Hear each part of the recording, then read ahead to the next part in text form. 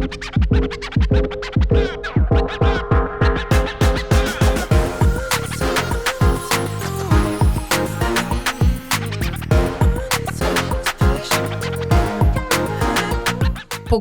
organizacija časa, osredotočenost, verjeti, da zmoreš. Žal mi je, da nas je premalo žensk na vodilnih položajih v slovenskem prostoru. Jaz bi zelo težko zaupala svojo znamko nekomu, ki oglašuje znamke po dolgem pa počez. Mnenje, ki si ga ustvarim o človeku v prvih parih minutah, redko kdaj spremenim.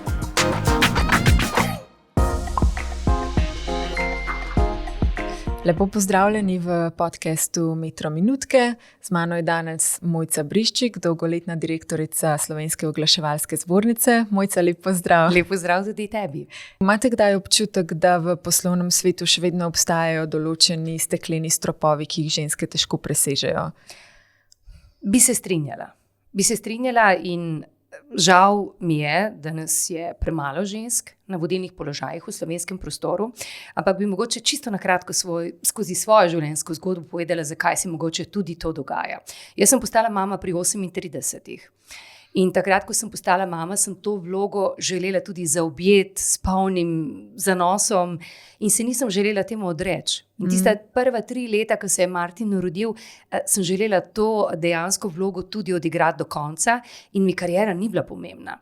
In šele potem, ko je bil otrok toliko star, da sta z očetom lahko dejansko sobivala in zmogla vse prepreke, sem se vrnila nazaj. In zagotovo je to tudi eden od tistih aspektov, ki ženski da malo manj energije ali pa v resnici moškim več priložnosti, zakaj pa oni se lahko osredotočijo na kariero. Če smem biti tukaj v bistvu še eno pod vprašanje, kakšen nasvet z vaše strani za mlade podjetnice?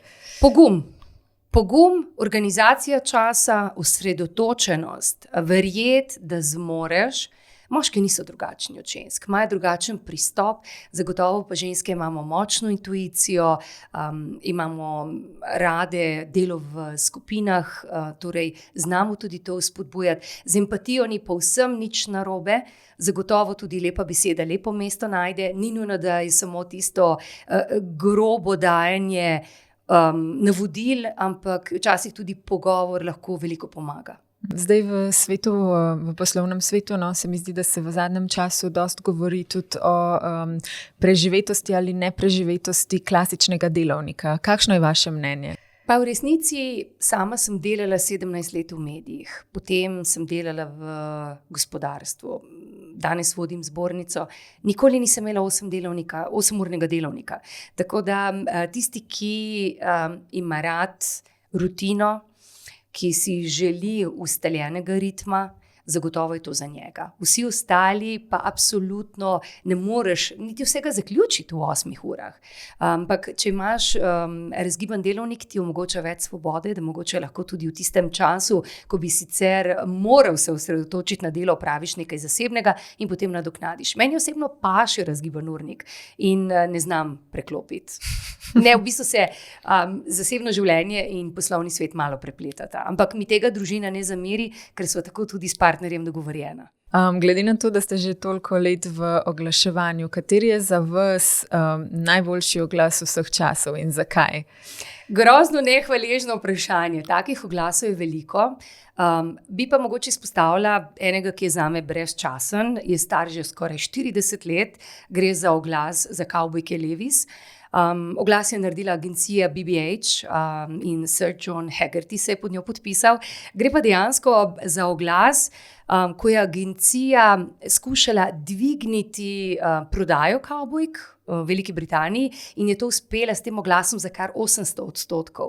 Zakaj gre? Nick Cayman, nekdanji, zdaj že pokojni pevec, je odigral glavno moško vlogo, kako stopi v pralnico, zmeče v pralni stroj kamne, se sleče do spodnjic in se potem usede. Ampak že glasba je bila prikladna, bom rekla, takrat je to nek kulturni šok, če smo čisto iskreni, ampak to je oglas, ki si ga lahko kadarkoli prekličemo v spominu. Je pa zagotovo veliko dobrih oglasov, ki so bili narejeni tudi v zadnjem obdobju, ampak bi bilo zelo nehvaležno izbrati samo enega. Okay, oglaševanje s pomočjo vplivnežev, kar je nekako marketinška strategija novega časa, da ali ne? Ja, selektivno. Jaz bi zelo težko zaupala svojo znamko nekomu, ki oglašuje znamke po dolgem pa počez. Pomembna se mi zdi struktura vplivneža, kaj dela, kako nastopa v svojem zasebnem življenju. Zagotovo se da to majčkeno bolj podrobno prečesati in vplivneži imajo škarje in platno v svojih rokah. Zagotovo je to tudi še v porastu, ampak selektivno, zagotovo. Zdaj pa, če preskočiva še malo na osebno področje. Katera je zadnja knjiga, ki ste jo prebrali in vas je navdihnila tudi v kariernem smislu? Zdaj, ta zadnja pa navdihnila ne gre pri meni čisto skupaj, ker se mi zdi, da je odvisno od obdobja, kdaj kaj preberem. Zagotovo sem pa prebrala pred kratkim knjigo Leadership and Self-Deception. Kako včasih si ustvarimo določena mnenja ali pa ravnanja, ki pravzaprav, če pogledaš iz neke kritične distance, sami sebe zavajamo skozi nje. In se mi zdi taka zelo praktična knjiga, ki ti da malo pomisliti, da malo moraš razmisliti, ali prav delaš, prav deluješ, ali so tvoji koraki pravi, ali sam sebe zavajaš pri tem. Skratka, taka luškana knjiga. Drugače sem pa ravno pred kratkim prejela za rojstni dan darilo to knjigo Obkroženi z idioti in ta gre zagotovo z mano na počitnice, da jo lahko preberem in seveda, mogoče tudi kasneje, kdaj vam povem, kakšna je pa ta knjiga. Česa ljudje, ki z vami delajo, ne vejo o vas?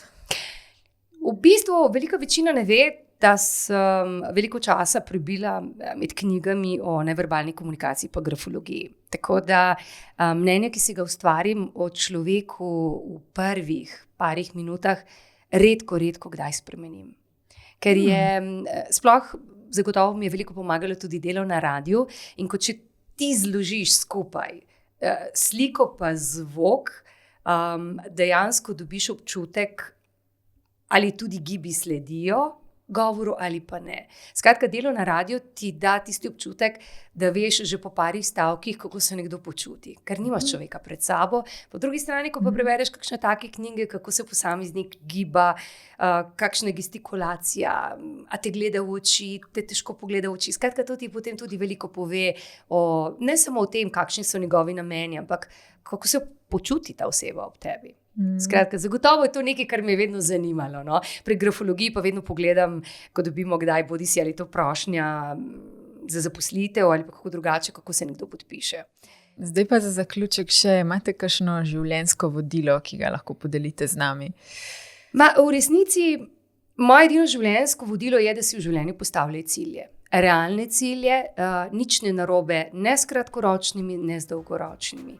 In bodi zvest sam sebi.